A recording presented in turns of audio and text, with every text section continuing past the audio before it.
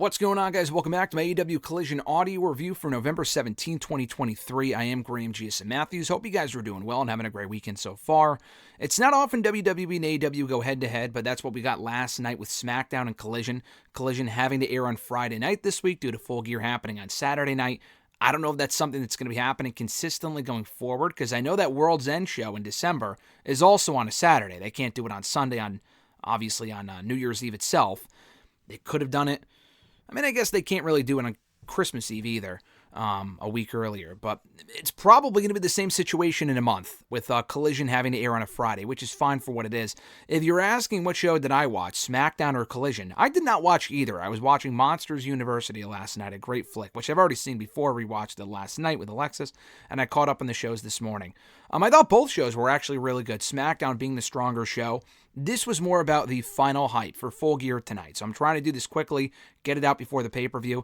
Typically here on the channel, we do the SmackDown audio reviews on Saturdays and the Collision audio reviews on Sundays, but due to the circumstances of the pay-per-view being tonight for AEW, SmackDown was a very good show, which I'll get to tomorrow. So Collision review today, SmackDown review tomorrow. Wanted to get to Collision before the pay-per-view, coming up a little bit later on tonight. But I thought this was a good show overall. They opened up the episode with Christian Cage in the ring alongside Luchasaurus and Nick Wayne being interviewed by Tony Schiavone. No Adam Copeland on the show, no Darby Allin, no Sting. They did not need to interrupt, and they didn't interrupt, which I appreciated. But basically, Christian was talking about the six-man tag team match coming up at the pay-per-view. They did make note of the fact that Ric Flair will be in their corner, so Ric Flair will be there Full Gear tonight. Why? I have no fucking clue. I guess they're just kind of making use of the fact that he will be under contract to them going forward for a few years as part of this new Woo energy drink crap. But Ric Flair apparently will be there tonight. Christian Cage making jokes at their expense. Love a great Christian promo. We have not really heard from him much on the mic in the ring in a while, so this was nice. We didn't really have to hear from the baby faces. That was fine too. This also served to set up a match for later on this show and on Rampage, which I will not be talking about here, which was a fine show for what it was. Kind of a pointless hour. But we had a four-way number one contenders match on this show, with the winner earning an AEW TNT Championship opportunity against Christian later on in the night on Rampage. So I thought that was cool. It's not often they have, like... Actually, they did do that with Battle of the Belts a couple of weeks ago, I think. A show that happened on... Or a match that happened on Collision that bled into Battle of the Belts later on in the night, maybe. Don't quote me on that. But I thought they kind of made use of that well. In addition to the fact, I think it's been about a month since we last saw Christian defend that championship. It might have been his last title defense televised was probably against Bryan Danielson on Collision about a month ago. So I'm glad we got one on Rampage, which I'll get to later on with a four-way. Like I said, we're not reviewing Rampage, but I'll get to the result of the Christian Cage title defense, which you can probably imagine what that was a little bit later on. But we got Miro versus Daniel Garcia in our first match on this show. As you would expect, a very good match from these two. Garcia's great. Been losing a lot lately, whether it be to MJF or not Bryan Danielson. He had a match about a week ago on Collision that he went in there and lost, and I honestly don't remember who it was against. But he went in there and had a great match and lost that too. Lost here again. Miro's been undefeated all year. Really hasn't wrestled a whole lot himself, but he needs to keep racking up wins for whatever they're setting him up for, whether that be probably that G1 Climax style type tournament they're doing with the Continental Classic that we talked about last week. Andrade was made official for that on this show. So we got Andrade and Bryan Danielson in there. They should probably announce the other 10 names, considering they have to culminate the thing in a month by World's End, which is in about 5 or 6 weeks. So hopefully we'll get some more names and matches announced in the next week or so, I would hope. And all focus being right now in Full Gear, that's fine. But come next week, they really need to push that into the next gear. But Garcia would be a logical name to put in that thing. Miro especially would be a logical name to put in that tournament. They had a really good match here, Miro winning. After Garcia got distracted, and I know what they're going for here, but it made him look dumb. He got distracted mid-match by doing the dumb dance that he does. Matt Menard running out, telling him, saying, hey, listen, don't do the dance. And honestly, he was right here. He was right in saying, listen, if you do the dance, we'll get distracted and lose, and that's exactly what happened. So the Garcia babyface turn should be coming. People are already behind him. The dumb dance is dumb, but he is getting over back in the babyface role. And it's weird because he's doing the dance as a sports entertainer, but people want him to be a pro wrestler. That's the whole I'm not a pro wrestler, I'm a sports entertainer thing. It's a weird story they're telling with him The key is that he's on the show consistently, he's back to doing singles matches, and people are warming back up to Garcia after he was ice cold again, following that whole Jericho-Danielson storyline they were doing about a year ago. But this was good stuff, though. The Kings of the Black Throne, the subsection of the House of Black, that being Malachi Black and Brody King, a tag team. That was their tag team name. Taking on and defeating the boys, Dalton Castle's boys here in a quick squash, was what it needed to be to kind of set them up for the Fatal 4-Way Tag Team match at Full Gear for the AEW World Tag Team titles, which we did find out in a backstage segment from Ricky Starks and Big Bill. Apparently, they were given the option, the luxury of choosing the stipulation for the match by Tony Khan. And they went with a ladder match because Big Bill's already tall anyway. It wouldn't really take much for him to grab the championships. I say it a lot, AEW and WWE and NXT do the ladder match stuff ad nauseum. They do so many fucking ladder matches. They really, at this point, mean nothing. But that should be a fun match. I was already looking forward to that match, and adding on the stipulation makes it that much more meaningful. But anyway, this is a pretty effective squash for the Kings of the Black Throne, and that ladder match should be fun. So now here we got the Fatal 4-Way match with the winner earning a championship shot against Christian Cage for the TNT title a little bit later on in the night on Rampage. It was Trent Beretta in there with Commander, Penta El Zero Miedo, and the 1/3 rather of the Ring of Honor World 6-Man Tag Team Champions, Brian Cage, like anyone gives a fuck about that title. Fun 4-way here, pretty average AEW 4-way, really nothing out of the ordinary about it. Basically a spot fest. AEW does this on every show. Really nothing out of the ordinary there, like I mentioned. Beretta winning, though, pinning Commander.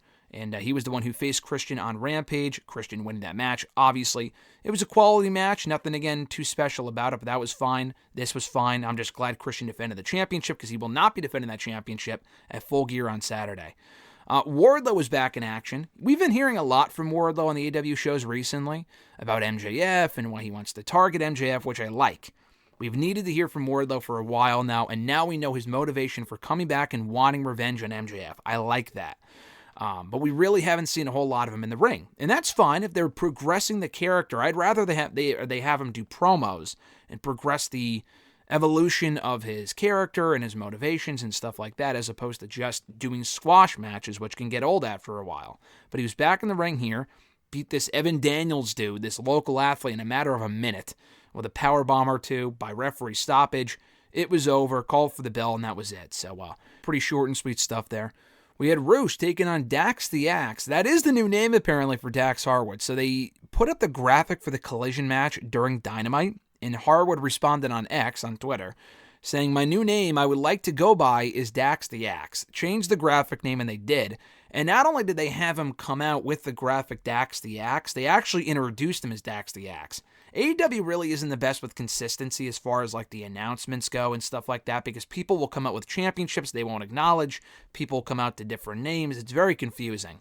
But I think his new name, if only temporarily, maybe, I'm not really sure, is Dax the Axe. It's a throwback to the 80s. That's what Dax likes. That's fine. It sounds silly to me personally. But you know what? If he likes it and it's not the worst thing, then whatever. He's still Dax. That's really all that matters at the end of the day, which in and of itself is a dumb name, but you know, it is what it is. The important thing is that he and Roosh went in there and had a great match, another quality match on the show. No stakes. It did kind of serve as a simple preview of their 4-way match for the tag titles at Full Gear. It didn't really have any business being as good as it was. Not that they aren't capable of a great match, which they are, and they did produce here. But with a match that had a non-finish, this easily could have gone, in WWE's world, probably 5, maybe 10 minutes. And then it would have been all about the post-match chaos. But no, they went in there and had a great match. Don't let that overlook. Don't what they did afterward, let that overlook what they did in the ring, which was very good. No winner here after interference from Ricky Starks and Big Bill. The House of Black come out. Everyone starts brawling, busting out the ladders. This was complete chaos. We usually get the show-closing brawls to close out these pay-per-view go-home shows and stuff like that. I thought we almost got it at the end of the show with Chris Jericho, who sat in on commentary for Rampage. And I was expecting it on that show. Thankfully, that did not happen. But I thought this was really good, though. I thought the brawl they did do was hotter than most AEW brawls, and it actually did leave me looking forward more to the 4-way tag team title ladder match tonight than previously, than what they were doing up to this point, which was kind of just a mishmash of teams. Throw them in there, expect a good match. That was what it was. And they actually left me looking more forward to the match than it was before, so mission accomplished. Buddy Matthews having a match with Wheeler Yuta here. Another really, really good match. The issue with this match, though, unlike Roosh and Dax, and I mean, I guess even Miro and Garcia really has nothing to do with Full Gear. The issue with this match was that it didn't really serve much of a purpose on this show.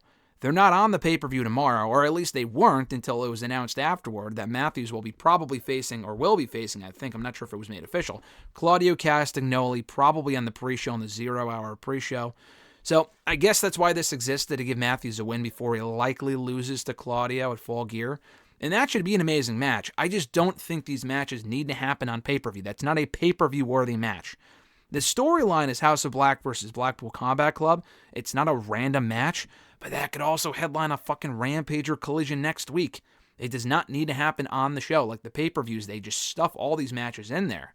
And now at this point, they're doing monthly pay-per-views. You don't need to get everyone on the show. Not every member of your roster needs to be on the show. Although that should be a great match, it does not need to be on the show. Like this match, it really had nothing to do with Full Gear aside from the fact it did set up Matthews and Claudio. I mean, again, it was a good match. The weird thing was that both guys are just kind of sort of heels. Both groups, Blackpool Combat Club and House of Black, are heels, the last time I checked. So there really wasn't an incentive for the crowd to cheer for either guy, but they did go in there and have a really good match. I just didn't think it needed to go as long as it did. Again, they made the most of the time they did have, but had this gone a little bit shorter, I don't really think it would have made much of a difference, as far as it would have been a worse match because of that. They could have easily gone 8 minutes and it would have been just as enjoyable. We had the women's tag team match after that. Hikaru Shida teaming up with Kris Statlander to take on the Outcasts, which are indeed still a thing. The Outcasts still exist for whatever fucking reason. I have no idea why. Saraya and Ruby Soho. An easy win here for Shida and Statlander. A solid match, kind of dominated by the storyline stuff with Soho and Angelo Parker. I actually don't really mind that. It gives Soho something to do. We've barely seen Saraya since she lost the championship a month ago to Shida. She hasn't asked for a rematch. She really hasn't been in matches much at all. Again, I'm not really complaining, and some people might even tell you that's for the better. Less of Saraya, the better, in some people's opinion, and that's fine. She's not the best woman on that roster, but you would think, from a storyline standpoint, she would want a rematch for the championship or make a bigger fuss about losing it. Nope, we've barely heard from her since then, and that was a month ago. Her focus now is kind of on the Angelo Parker-Soho love storyline they're doing now between the two. But the match itself was fine. They're not in a match. At the pay-per-view on Saturday, these four. It's actually Statlander defending the TBS Championship in the three-way with Sky Blue and Julia Hart, and Shida taking on Timeless Toni Storm. So they're not even having a match with each other at Full Gear, but it just kind of served to get everyone on the show, and I guess for that purpose, it was what it was. We didn't get a main event match on the show. The final match on the show was the women's tag team match. What closed out the show was a sit-down interview with Tony Schiavone and MJF in the back. And that was how they went off the show, talking about Jay White, the storyline, why MJF needs to win and beat the Guns as well on the pre-show. Pretty straightforward stuff, not an amazing interview by any means, but it was good for what it was. We did get on Rampage. MJF never appears on Rampage. I think maybe one only other appearance he ever made on Rampage was a couple of months ago with Adam Cole. But he did appear on Rampage right afterward, and why not? Because he was in the building anyway. He did Jay White did the same thing. He did a backstage interview with Renee Paquette. MJF interrupted. They brawled over to the ring. Bullet Club Gold attempting again to lay out MJF before Samoa Joe makes the save. This is what they've been building to for a while now, with MJF scouting Samoa Joe. Joe teasing to partner with MJF, saying, "Listen, if you want me to team with you and help you out in the Ring of Honor Tag Team title match, you have to grant me another opportunity at those Ring of Honor who gives a shit about those titles? You have to grant me another opportunity at the AEW World Championship." So seemingly MJF said yes here. He shook his hand, and that's going to be the match at Full Gear. MJF and Samoa Joe on the pre-show versus the Guns for the Ring of Honor World Tag Team titles. Now, I don't know what the stipulation is exactly. The caveat could be, as long as Joe teamed with MJF against the Guns, then he'll get another opportunity. If that's the case, there's nothing stopping Joe from throwing the match and beating the shit out of MJF and costing him the tag team titles. That's kind of halfway what I'm expecting on the show. I do think MJF will win, and Joe will win whether they tease tension or not. But if it's that simple, he might just drop MJF mid-match, walk off, let him get beat, and then he can pick the bones in the following Dynamite, maybe win the championship if Jay White doesn't become the champion a little bit later on in the show.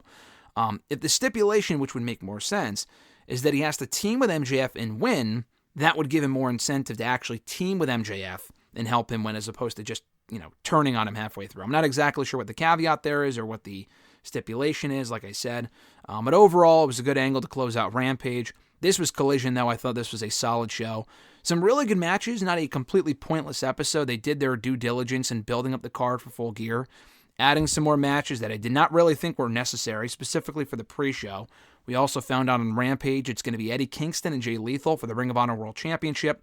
Again, they've been building to that for a while, but like some of these matches can easily happen on television. They don't need a million matches on the main card or even the pre-show. It's just too much. It's overkill. But that's what AEW does. That's what Tony Khan's way of doing things is, and it is what it is. But I did enjoy Collision for what it was. The SmackDown audio review is coming tomorrow, but until then, we got Full Gear tonight, and I'm looking forward to the pay-per-view.